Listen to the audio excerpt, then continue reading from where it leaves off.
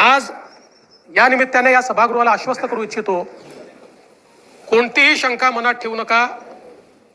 जी जी आश्वासनं आम्ही दिलेली आहेत, ज्या ज्या योजना आम्ही सुरू केलेल्या आहेत, एकही योजना आम्ही बंद होऊ देणार नाही। ज्या लाडक्या बहिणींनी महायुतीवर प्रेम दाखवलं, हे अधिवेशन संपल्याबरोबर डिसेंबर महिन्याचा हप्ता त्यांच्या खात्यामध्ये आम्ही टाकतो आणि काहीच बदल नाही। नाना, मी या ठिकाणी स्पष्ट करू इच्छितो, कुठलेही नवीन निकष नाहीत, आता तर सगळ्यांनाच टाकतो, पण ॲपरंटली असं लक्षात येत आहे की काहींनी 4-4 खाती उघडलेली आहेत। तर जसं समाजामध्ये चांगल्या प्रवृत्ती असतात, त्याच्या काही वाईट प्रवृत्ती असतात। एखादी योजना जर चुकीच्या पद्धतीने कोणी वापरत असेल तर जनतेचा पैसा आहे, तुमची आमची सगळ्यांची जबाबदारी आहे की तो योग्य प्रकारे गेला पाहिजे।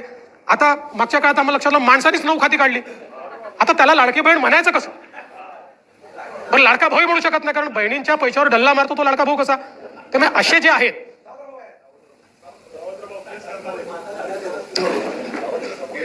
त्यामुळे शेतकऱ्यांच्या संदर्भात आम्ही दिलेली आश्वासनं असतील, युवांच्या संदर्भात दिलेली आश्वासनं असतील, ज्येष्ठांच्या संदर्भात दिलेली आश्वासनं असतील, समाजातल्या वंचितांच्या संदर्भात दिलेली आश्वासनं असतील, ही सर्व आश्वासनं या ठिकाणी आम्ही पूर्ण करणारच आहोत। आमचे मित्र भास्करराव या ठिकाणी नाही, पण माझे सरकार याच्यावरच त्यांना परवा आक्षेप होता।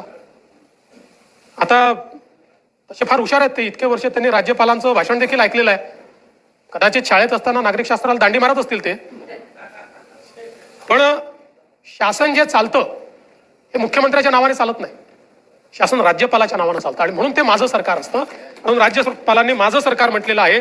तथापि माझे मित्र भास्करराव नसल्यामुळे मी त्याच्यावर जास्त या ठिकाणी बोलणार नाही। खरं म्हणजे हे जे अभूतपूर्व अशा प्रकारचं मॅन्डेट आम्हाला मिळालं,